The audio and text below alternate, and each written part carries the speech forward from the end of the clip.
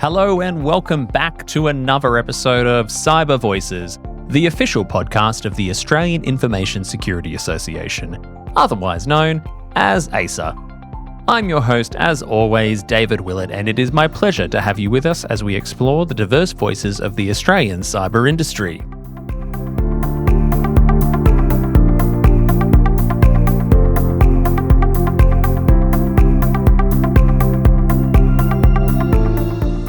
Welcome back to Cyber Voices, broadcasting live from CyberCon Australia. I'm your host, David Willett, and today we're diving deep into one of the most provocative and forward-looking sessions that we've had at the conference. Joining me is Max Heinemeyer, former ethical hacker and global field CISO at Darktrace.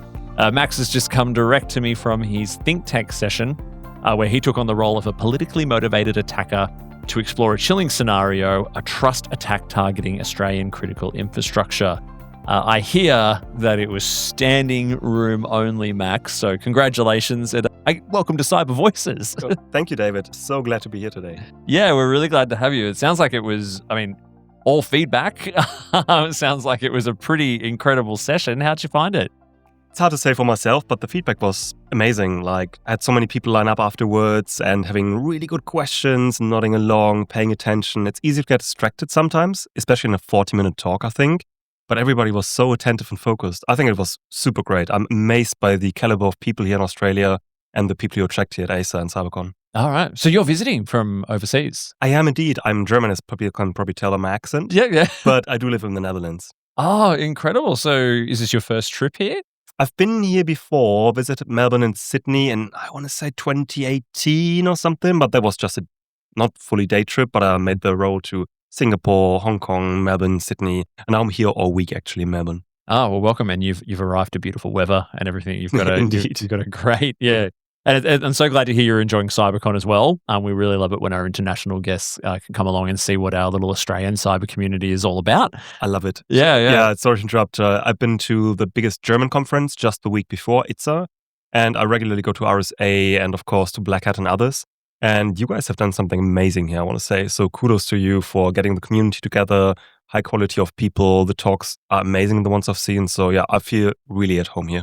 That's such good feedback as well, by the way.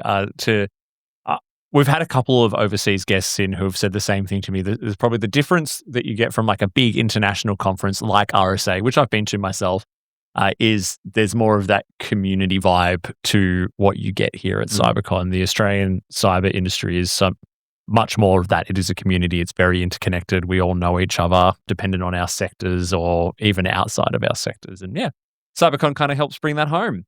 And you have really brought something incredible to that community. And I'd like to start with the big picture a little bit. So setting the stage for the think tank session that you did, can you briefly explain what is a trust attack and why it's so dangerous compared to traditional cyber attacks? Absolutely. So to take one step back maybe for the audience, I put myself in the role of a hacker that wants to do maximum damage against Australian society as an individual.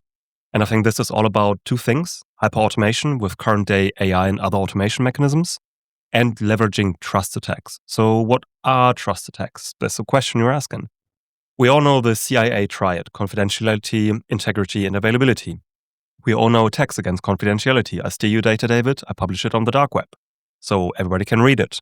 We know attacks against availability, which is encrypting data, making it unavailable, deleting it. But what people often neglect or don't think or talk about is attacks against the integrity of the data. So when you cannot trust your data anymore, when the data is manipulated. The most prominent trust attack we've seen has been Stuxnet in 2010-2011, where the Iranian centrifuges were changed in such a way that they had the speed altered and there was loads of damage being done. So I find this highly fascinating because we have not seen many cases of trust attacks. We can talk about why I think that is and go into details, but I think now we're at a junction in cybersecurity, at a paradigm shift in the threat landscape, where they become much more feasible actually. Before that, I had to be an expert in the system I'm trying to alter and change the data in. SAP, CRM, Salesforce, nuclear power plants, water treatment systems, food, healthcare, blood banks, government, voting data, whatever. Like in Stuxnet, they had to have incredibly talented scientists to help understand the values that needed to be changed in what way. Now with LLMs and other automation, I'm not saying it's the same and as easy as it could be, but things have become much more available. I I think the answer might be a little bit obvious because you mentioned Stuxnet, which I'm very familiar with. It also reminds me of there was a case in the US a little while ago of a water treatment plant, and they were mucking around with the chemicals being put into the city's drinking water. But to that extent, so why the choice to simulate a politically motivated attack against Australian critical infrastructure for our audience? Yeah, well, Australia, because I'm here, right? I want to make it make it relevant, make it relevant and appealing to you folks. But I wanted really, the point I want to hammer home is current day automation and the paradigm shift that's upon us or almost upon us, and how easy some of these attacks can be, especially if I think around, I mean, look, David, you're a CISO, I'm a field CISO, we talk to big environments every day. You've got a team. I work with loads of clients. They all have SIMs and NDRs and email security and everything.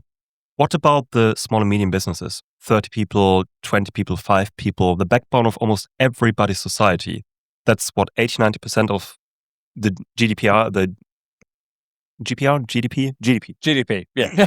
Like that's a backbone. GDPR, yeah, I'm so German. That's the backbone of big parts of the GDP of most countries. And they cannot protect themselves already, let alone when hyper-automation is going to hit. So I really want to make that case and make people aware that we need to change something, somehow democratize security. I don't have a solution for that, but I think that awareness is important. And why a politically motivated actor? Because I think if I can pull this off, or if I can create a scenario that's not absolutely unbelievable, with a bit of spit and Python scripts and, ChatGPT, then think about what really politically motivated hackers, nation-state hackers, APTs are doing behind closed doors and could inflict in terms of damage. Yeah. So as best you can, talk us through what people were treated to on stage today. Absolutely. So, like I said, I put myself in the shoes of a politically motivated but individual hacker, and I want to do maximum damage to Australia as a nation and society. Why I hate you guys? I don't know. You're a beautiful nation, you've got great people, but for some reason I've got a grudge. So I thought about how I would do this, and I want to highlight the current day automation opportunities with machine learning in particular to do that. So I first thought about how I would inflict that damage, and a big part of that is a trust attack. So I don't want to come in and run ransomware and, people can recover after a few weeks or months and there's monetary damage, but I don't hit your society as hard as I can. I want to erode the trust in your public institutions. I want to cause loss of life if I can. I want to make your food industry being completely crippled. I want to do any of the things that hit your critical infrastructure. So this is not about a smash and grab operation, but long-term impact on your society over decades maybe. So when I thought about this, I think an interesting approach is to slightly change the data that you build your nation on. Let's say you've got a big corporation that wants to plan a mining operation undersea or in some of your mineral-rich environments. They spend billions to target the right sites, the right locations, plan that. What if their targeting data is a tiny bit off, just by a few hundred meters or, few meters of height or a kilometer or something? That would mean they waste billions of dollars. So being able to change that, or blood bank data, for example, or your financial planning data. You as a CISO, imagine your budgets are slightly off and you actually don't have the money you think you have, and the skills of people are not in the place where they should be, and you're extrapolating things you cannot base your hypotheses on. So when you cannot trust your data, I think things become very interesting because then it's about long-term impact. A good example is the Murray Basin, I think it's called. Yep. Which is your powerhouse of agriculture, as I've been told. And rainfall data is incredibly important to my understanding here when it comes to droughts and, agricultural planning. Now imagine the rainfall data that is projected for the next decade is changed by a few decimals. Just tiny bits, but over time. Make a massive difference. Yeah. Massive difference. And I'm not saying all of the things I'm saying are absolutely feasible and could be done with just a bit of spit and ChatGPT. But they are much more feasible now than they've ever been. And we've not seen many trust attacks, but that's how I would approach this whole thing. Mm-hmm. There's more to this, how I would execute that attack and how I would select the targets. So I'm happy to speak about that as well. Yeah, sure. So the next thing after settling on the modus operandi, like the trust attack and hyper automation, is thinking about what I want to attack. And I came to the conclusion there's 3 priority targets. One is all of your critical infrastructure. You've got 11 different sectors, I think, that are classified as critical. Then it's the supply chains feeding into these critical infrastructures, and then it's everybody else collateral damage. So I want to hit as many as possible of all of these. And then I thought about how do I do this in an automated fashion, because it's just good old me, right? It's not a massive army of hackers. I might be motivated, I might be persistent, I might have some funding, not millions and millions, but a few 10,000 Aussie dollars or something. So how do I best use that to cause that maximum damage against critical infrastructure, supply chains to that grid, and then also everybody else? And I came to the conclusion to run this like I would run any other attack, but on a nation-state scale. So I thought about reconnaissance, about initial intrusion, lateral movement, and then finally accomplishing my mission by firing these trust attacks. And when I think about reconnaissance, or any of these things, I want to rely heavily on different kinds of automation. One being agent teams, for example. I don't know if many in our audience know that term agent team. An agentic AI or agent team is where we've got different AI agents, often driven by LLMs, but they got a planning manager. It's like, you got your team in security and you're the CISO, so you're directing them, you're prodding them, you're saying, try harder, do it again. That's kind of what agents teams do. So an agent in itself, let's say a cross-site scripting agent that tries to cross-site script a certain website, might fail, topple over, hit a dead end, stop doing something, runs into a silly hallucination. But if you got an agent on top that is prodding this cross-site scripting agent again and again, it becomes hugely more efficient, especially if this agent has coworkers, one for SQL injections, another one for network scanning, one for creating malware, one for command and control traffic, and they all exchange information. So there's currently research telling us that these agent teams are much more efficient than agents by themselves. That's just a concept I think our audience needs to know, because I'm going to come back to that in a second. Yeah, I love the whole concept that we use such human terminology around it too. Like this agent has a coworker. Indeed. And there's research out there, which maybe, I don't know, we can link in the show notes or something, that speaks about agent teams being able to find 0 days in web apps by themselves or conducting end-to-end network intrusions by themselves. Not always successful. I wouldn't use them in defense because you want to trust a system to reliably triage an alert, find an incident, which just me personally, I think LLMs are not really good at that. But when it comes to attacking, I don't care if I get a shell or I don't get a shell, as long as I do get a shell and I don't have to invest any time. So even if it fails sometimes, I don't need hands on keyboard. Mhm. But let's get back to the actual AI augmented attack.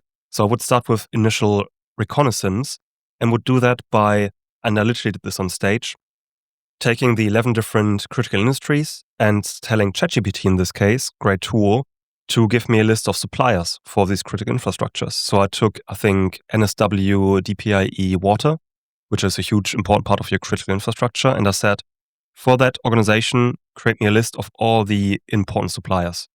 So instead of me as a human doing that research and spending time and being the bottleneck, I had AI do that for me. So I had a list of all of the suppliers, maybe not all of them, but I didn't spend a minute of effort on it.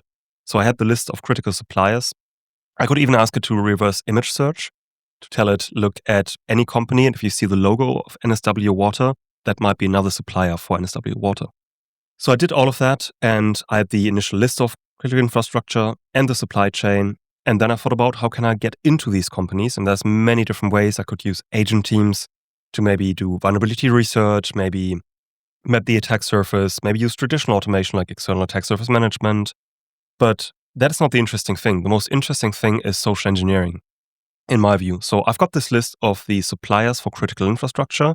Now I'm telling my agents, or ChatGPT in this case, create a psychological dossier for every employee for every one of these supply chain companies. And I didn't even give it access to LinkedIn or access to Facebook or Meta or Instagram. I just did it on myself and it created a scarily good profile. And I kept prodding it. I said, try harder, try again. And without any access to these applications, it created a dossier that is pretty accurate on me and fair game, pretty public person, I would say. So there's loads of information. But then again, it didn't even have access to LinkedIn and other social networks.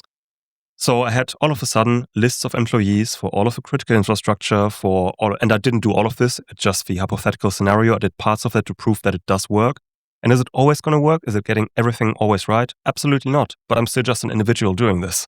So I think the amount of automation and scalability we can achieve here is just mind-boggling. So I had this profile on myself, and it even found out that I am a massive video gamer. So I used to do lots of LAN parties. I was here at Those were the days. Yeah, those were the days, exactly. I was here at the PAX conference in this very hall So last was I. weekend. Yeah. No way. Yeah, I was here, yeah. So good. Yeah. So it found that out from a podcast I did. And then I asked it, for every employee, for every dossier, please create a spear phishing email based on their interests and try to do it in such a way that the person is going to click on a link that I'm going to insert later. ChatGPT said, I can't write deceptive emails for you, I'm sorry, but I can craft a believable email and I can clearly highlight where the placeholder is for the link. Thank you. So it basically did the job for me. And honestly, David, when I looked at the email it crafted for me, I think I would have clicked on it. It was something like, hey Max, we're doing research for the intersection of LAN parties in gaming culture and natural language behavior and APT nation state groups. Like, if I get that, I'm hugely interested. It's amazing how much AI tools and agent teams have lowered the barrier for entry for any kind of attack. My own team and I at work fooled around with a AI like email phishing simulator ourselves, right? And I was like, all right, don't tell us when you're going to do it, but you're going to trial it on the security team. And I got one person to go away and do that. And all of us admitted that when it came, like it wasn't until almost the last second. Even me, I'll admit this on mic as a sizer, even me, I had almost was there. I was thinking about it. And then I went, no, this isn't right. Yeah, It's scary, isn't it? And I had a question which I think you kind of answered in there anyway, because I was coming back to Stuxnet, which I've read a book on that, right? It required massive nation state resources. That was a huge covert operation that required a lot of patience and a lot of time. And it's become one of the most, famous stories of cyber espionage in history. But would you say that, all these AI tools and agent teams, has that what sort of changed the threat landscape that makes similar attacks so feasible for lone operators today? Is that why, are you seeing this as more so I'm probably asking multiple questions here, but are you seeing this as more a hypothetical? We could start seeing more of this, or is this actually happening today? I think what is absolutely happening is that the floor is being raised by AI. So not the skill ceiling, but it's easier for low-skilled operators to be mediocre to really good hackers now. I'm not saying that the type of attack I'm describing, where I as an individual try to do damage against the whole nation, is the most realistic, but I think it's also in the realm of absolutely feasible. So the specific scenario I'm describing is not what I'm trying to say is going to happen tomorrow. I want to highlight that LLMs and AI automation is massively changing the threat landscape at the moment in different ways. It's a massive paradigm shift. And if we're not careful, if we still think we can solve this with SIM solutions and good logging, then I'm really concerned for our GDPs and nation states and small, medium businesses.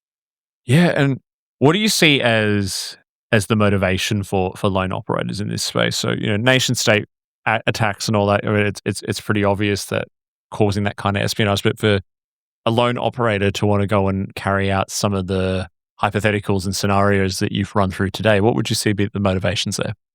Could be cyber terrorism, could be vandalism, right? It's just a different means of doing damage. It's not people planting bombs or using biological weapons or shooting people. It's causing damage and making air for their hate against other people via cyber means.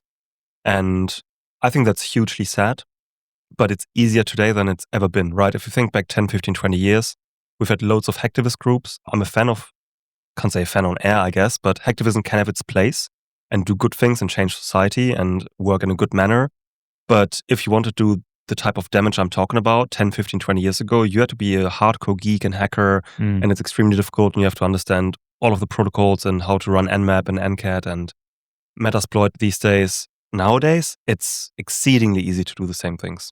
Yeah, that makes sense. We've had a couple of people come in here over the last couple of days and talk about how insider and human risk is changing because of just extreme views and on people online, how polarized people are with their politics and all other kinds of things. And so what you're saying makes a lot of sense, because I'm stuck in some Instagram or YouTube or social media kind of bubble around something that, maybe the left versus the right or whatever it might be, right? And that's making me really angry. And it can make, I've seen individuals who are normally quite rational, like really turn over one item in the news cycle. And from everything you're saying, and I do tend to agree because I've seen it in the wild myself, like you could just very easily go and learn probably in the matter of days or weeks how to do something pretty intense.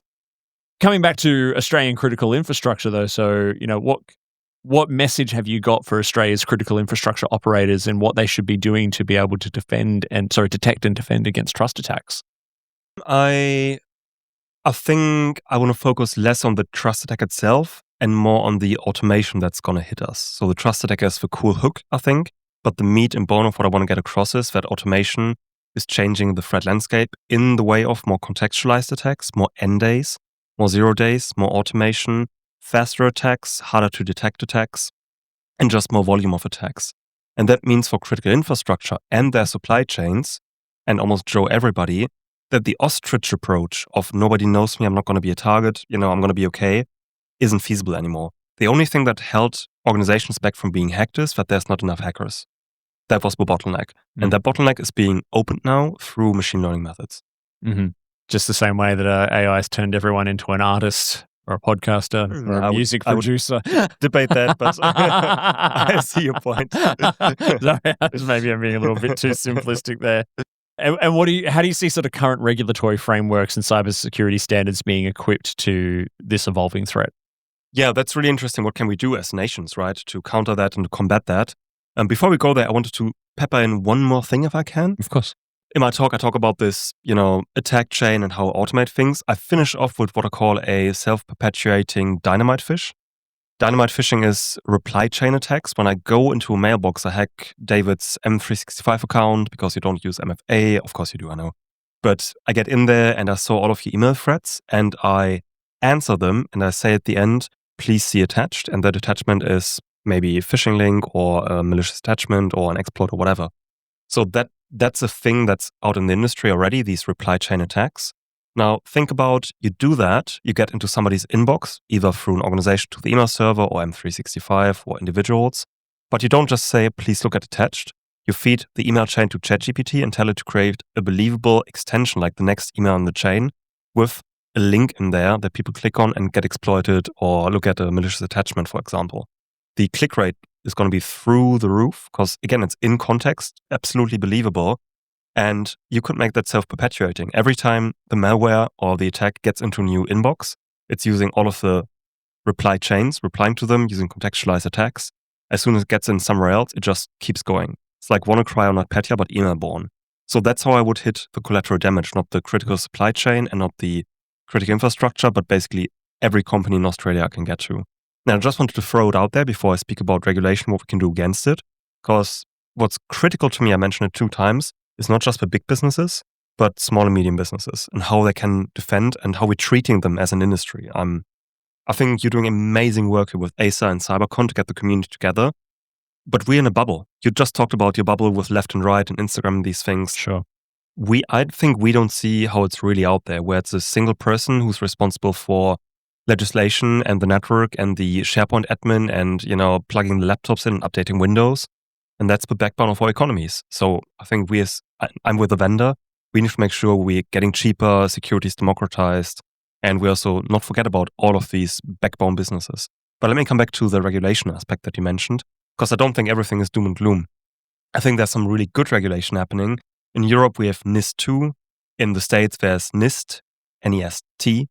And if I compare the current day regulation with what we saw 5, 10, 15 years ago, I'm so thoughtful and I'm so hopeful and I'm so glad.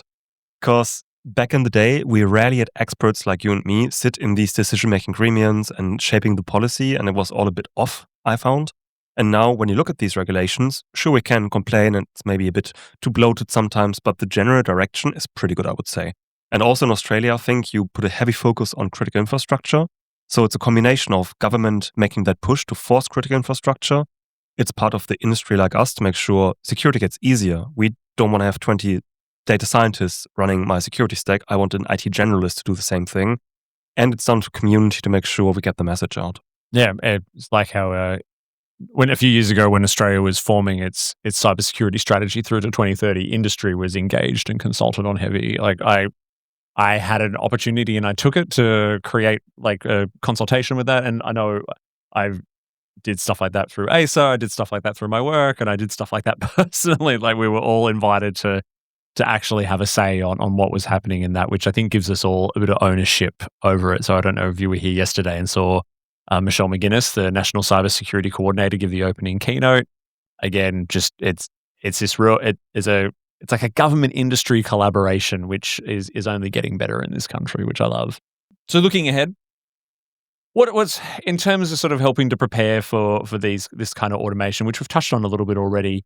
Actually, is something interesting. You're a former ethical hacker yourself. So what role do you kind of see, activities like red teaming and all that kind of stuff playing in help? But like, how's that going to evolve to help combat this kind of automation? Yeah, I love the question, David. More automation is what I think things are going on the offense side, ethically, and on the defense side. Like what's prohibitive right now to do more pen testing and red teaming is that it needs humans and it's expensive, consultancy hours and all of these things, billable hours. So there's interesting startups that use different types of automation to fully automate autonomous hacking operations and these type of things. That's important, but I think what's more important is the systemic resilience of our systems and defensive capabilities. What I mean by that is context-aware security. So what I'm proposing is that through current day automation, the threat landscape is accelerating, getting more voluminous and more contextualized, right? Because an LLM will know your interests and I can easily feed it the context of your compromised laptop to find the best way to move laterally to your finance server and so on and so forth. So it's static defenses will not work anymore, is what I'm saying. I would even argue never really worked if you don't have a huge security team behind it that keeps it maintained and everything. And even then, it's really difficult. So what I think we need to do is lean into more contextualized defenses. Things that are not attacker-centric, chase after the latest CTI and the latest breaches and the latest, threat intelligence, but maybe focus on the business to find anomalies when they occur in context and take an action as they occur. So I think there's a paradigm shift we need to think about to automate the defense more. There's loads of aspects to this: agentic AI, unsupervised machine learning, context-based security. So I guess besides industry collaboration with government regulation, I would say lean into new automation, look at some smaller vendors maybe, look at what's out there at the cutting edge, because I think we're not at the end state of defensive technology yet. I think we're still massively evolving. And again, anybody who thinks they can defend in 2025 with 3 people and a SIM, I think is in for a really bad surprise. Yeah, powerful message. And I guess to sort of finish this off, if you had one message and maybe you've kind of covered a few messages, but if there was one message that you really kind of want to get across, especially to people in roles like myself, CISOs or regulators or anyone who's going to be walking out of CyberCon today or listening to the podcast, what would it be? Be hopeful. We're all in this together. We're all human. We make mistakes, but we're on a good trajectory, a good path. And if history teaches us anything, is that things are getting better by the minute. Love that. I love some optimism. Very positive. That's fantastic. Well, congratulations on what sounds like it was a very successful trip to CyberCon for you, and there's still plenty more of it to go. We're midway through day 2 at the moment at time of recording. And thank you so much for sharing your voice with us today. Thanks for having me.